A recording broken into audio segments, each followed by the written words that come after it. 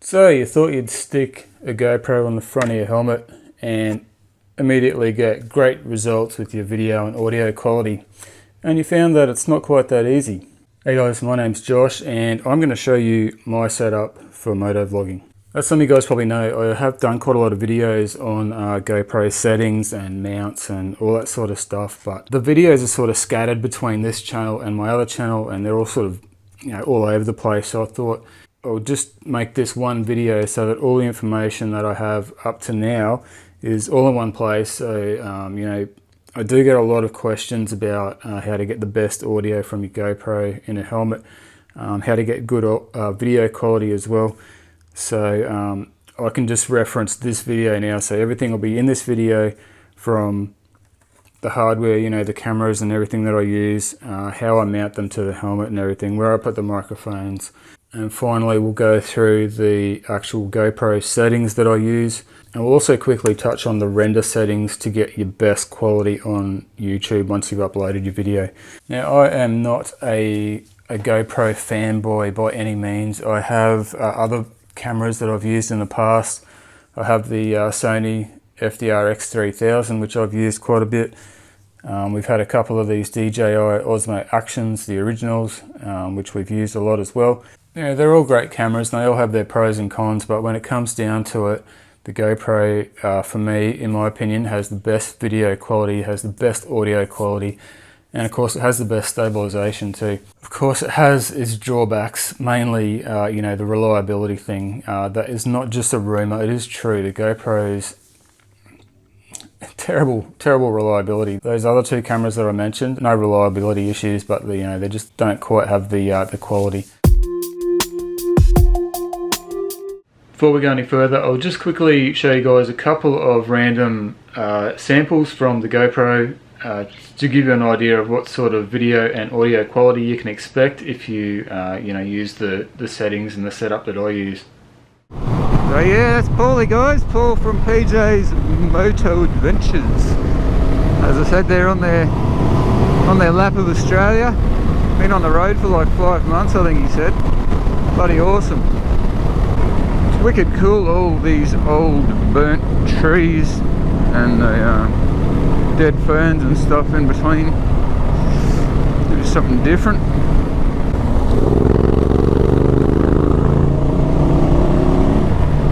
Alright, just FYI, his GPS is saying 23 kilometers to Widgie. I'm not believing that one either.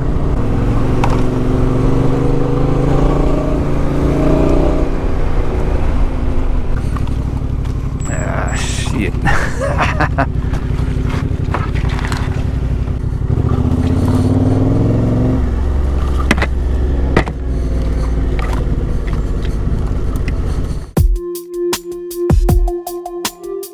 So of course I am running currently the GoPro Hero 10 Black with the media mod. Now you can also use the the microphone adapter with the GoPro if you prefer. As far as audio quality goes, I don't think there's much difference. The only reason I use the media mod is it's all one unit.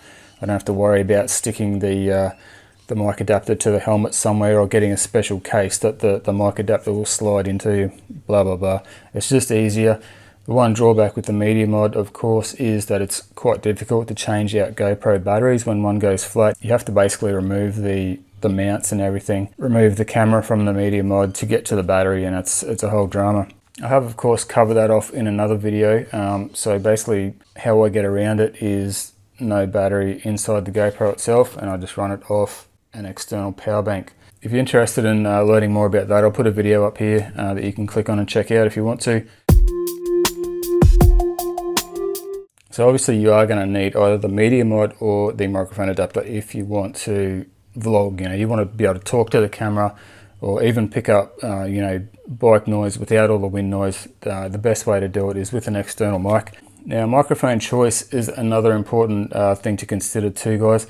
If you've had excessive wind noise or the dreaded GoPro popping and clicking sound with your external mic, I suggest trying the Purple Panda. It is a strange name for a lav mic, but I'll put a link in the description if you want to check out the Purple Panda.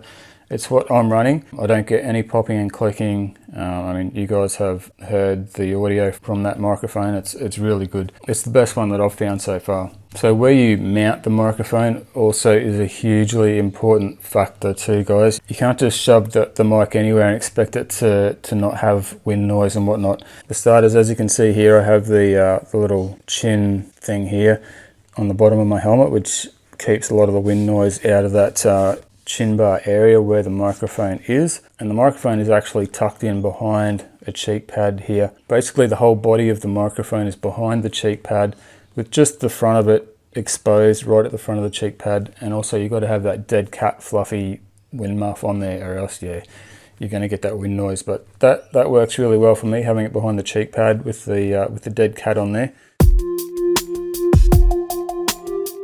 Once you've decided on what gear you're going to use, you need to figure out where on your helmet you're going to actually mount the camera. Now there are a few options for that. I'm going to rule out most of them for you because most of them are crap. Aside from the helmet, you've also got the chest mount option. Now I do quite like the point of view from the chest mount. It gets you right down in the cockpit of the bike. It's a really good action shot. The biggest drawback that I've found with it is if you want to film your mates as well, you can't just turn and film them. So for example, if you like ride through a deep water crossing or something and you pull up and you want to film your mate behind you coming through, if you've got a helmet mount, you just turn your head and you're filming behind you, no worries at all.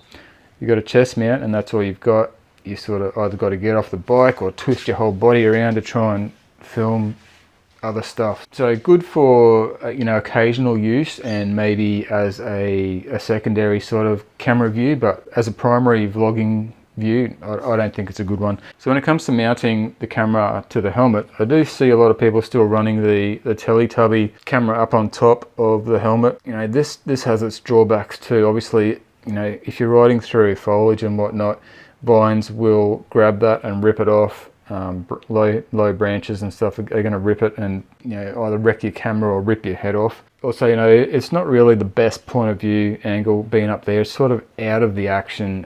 It's up too high. In my opinion, you don't get a really good shot from up on top of the helmet. Same sort of problem for mounting the camera to the side of the helmet. It is vulnerable to getting ripped off by branches and whatnot. It looks daggy. It's hard to, it can be difficult to mount a GoPro shaped camera to the side of the helmet. It sticks out way too far. And you're also going to have a fair bit of the helmet in your shot. Hanging the camera underneath the peak of the helmet is another great option. If you run an MX style helmet with goggles, that might be a good option for you. If you're running an adventure lid with a visor, there's generally not enough room and you're not going to be able to pull your visor down, so it doesn't really work. So basically all that's left after that is the trusty chin mount. Now it is the one that I choose. It seems to be the best for my needs. You get a pretty good view from there. You're down in the action. It's not quite as low as the chest mount, of course, but it is down there. It's a good view. It's easy to mount the camera there. You can also generally, if you do it right, you can actually see the back screen of the camera a little bit, just enough to know whether or not the camera is recording or not, which is a big thing for me. So for me, the chin mount is the go. Very important though is to get the angle of that chin mount right. I think a lot of people, when they first mount a camera to their helmet, they think that this is the right angle. The helmet's flat, it's pointing straight ahead, but when you think about it, when you're riding, your head's pretty much like that. You're looking out here. That camera is actually pointing at, at your handlebars. So back here is pretty much the right angle for this helmet. You may have to do a bit of trial and error to get the right angle for your helmet. But basically, most helmets, you're not going to be able to just use the plain buckle mount straight onto the camera. It's not going to allow it to go back far enough. You can actually get these taller J-buckle mounts, which may be okay for your helmet. But what I've found works best for me is just a short extension arm here. Now this is actually an aluminium one, so it screws onto the basic buckle. You've got a short extension here, which allows you to get just a little bit more angle on that camera. As for mounting the actual camera to the helmet, you can get the Dango gripper that clips onto the bottom here, or you can use that Pro Shot that velcros to the side of the helmet or whatever. I've actually gone for something a bit more permanent because, you know, I do a lot of recording, so there's no point in me having something that I need to take on and off all the time. Mine just stays there. It's only a small lightweight mount, and I've just sort of stuck it on there with Sugru, which is like a silicone adhesive. I'll put a link to that in the description too, guys. It is removable if you want to take that off at some point. It's going to be a bit of a pain in the butt to get it all off, especially if you got it stuck to a mesh grill like that. But yeah, so a pretty good rule of thumb, guys, when you're trying to get your camera angle right on your helmet, when you're sort of in a neutral riding position, just looking straight ahead, try and have the horizon around about the middle of the screen or a little bit above. So you don't want it pointing too far down where you can't see the trail ahead or whatever, and you don't want it pointed up at the sky either. But yeah, horizon in the middle and can't go wrong. Well, there you have it. That's how I mount the camera, the microphone. Pretty simple stuff. It's taken me a lot of trial and error to get all this stuff right. So I'm sort of hoping that this video saves you guys a bit of trouble because, it can be quite frustrating getting it right. Anyway, now we're going to have a bit of a closer look at the settings that I run on the GoPro. Basically, I have the resolution set to 1080. Now, that's going to depend on, if you want to do your 4K, if you've got the SD card space and you know that you're not going to run out, go for it. I'm more than happy with 1080p. On the GoPro, it's really good quality. FPS or frames per second. If you're in USA, I recommend 1080-60. If you're outside of the USA, 1080-50. Moving to the lens, I find that the wide is the best. Super view is good, it shows a lot more of the bike, but it really does flatten out the hills and makes everything look super easy. Moving on to the hyper smooth, so that's obviously your stabilization. I stick with standard, it's really good, it's fine. If you go to boost or the higher settings, it crops in the image quite a lot. The duration limit, I set that to 30 minutes only because occasionally I leave the GoPro running, forget to turn it off. So I get to a pub or something, whatever, and I'll leave my helmet on my bike and I forget to turn the GoPro off. So it'll just be sitting there recording, chewing up the battery, chewing up my SD card until I get back. Hindsight off, I don't use that feature. Okay, the next setting is the bitrate. I set that to high. By default, it's set to low or medium or whatever. Obviously, the higher bitrate, it gives you higher quality footage. It's going to chew more SD card space, but it's worth it, especially if you're doing 1080p. You want to set that bitrate to high so you get that maximum quality 1080p. Next setting is shutter. I'll leave that on auto. EV comp, I'll leave that on 0. Some people like to set it to -0.5. Next big one is white balance. It's a huge one. I've rattled on about this heaps of times in the past. If you're riding through different areas on your bike or whatever, and the colors, like the color of the trees changes, or even the color of the dirt on the road changes, the white balance can adjust, and it just looks terrible when it adjusts. You just don't get that consistency with the auto white balance. So I always recommend to set it manually, and for me 5000K is around about right. That's the best setting for out there in the bright sunlight on the GoPro. It also works fine for cloudy days, and I've even used it inside. For 99% of the stuff I do, I just leave it on 5000K and it's fine. So turn it off auto, please. ISO min and max, I use 100 to 800. Sharpness is another important one. If you set that sharpness to high, it's going to look terrible. A lot of people recommend low, but you do have to sharpen that in post-production. I just leave it on medium and I find that that's fine. Color profile is another one that you can choose what you prefer.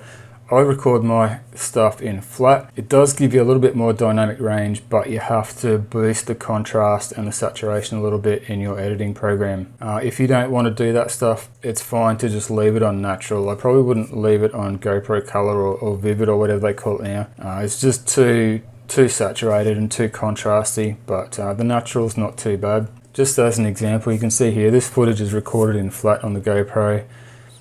It's not too bad, but yeah, it just needs a tiny bit of saturation and contrast, and boom, there you go, it looks heaps better. I'm not doing crazy amounts of editing to that footage, it's just a little bit of tweakage.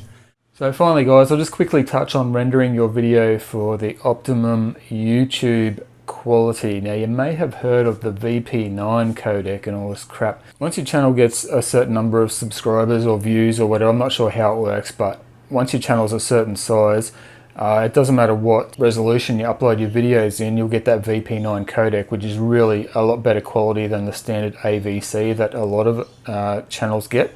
If you don't have that many subscribers and don't get that many views and you want to get the VP9 codec anyway, what you need to do is render your videos for YouTube at least 2.7K. Okay, so you can render them, like you can make your videos in 4K or 2.7K, upload them to YouTube, and you'll get that VP9 codec. Now, as I mentioned, I record in 1080p. I still upscale my videos to 2.7K, and that guarantees me that I'll get that VP9 codec, and it does give you a much better quality on YouTube. A lot of people have asked about that in the past, though. If you have that AVC codec, especially if you're riding through the bush, as we all do with these off-road motorbike videos, you're riding through the bush, all that foliage and stuff, there's a lot of data in that footage, and the AVC codec just can't handle it. You know, if you'll notice it, sometimes it'll go really pixelated and then it'll suddenly snap back to good quality and then slowly get more pixelated. That's the AVC codec. Once you get the VP9 codec, you have a lot better quality videos on the YouTube. Anyway, guys, I hope somebody's got something out of this video. I pretty much hopefully covered off everything that I use. I do also, of course, have a second GoPro here that I carry on the bike for, you know, for the off the bike shots. I don't want to be taking the camera off the helmet all the time just to, you know, film myself talking or whatever. So a second camera, GoPro or whatever, is definitely handy for that sort of thing. And of course, having the you know, the Windslayer foam wind muff on there is a lot better than having wind noise in your footage. On that, thanks for watching, guys. As I said, I hope this has helped somebody out there. Ride safe, keep on making those awesome vids, and we'll see you guys on the next one. Cheers.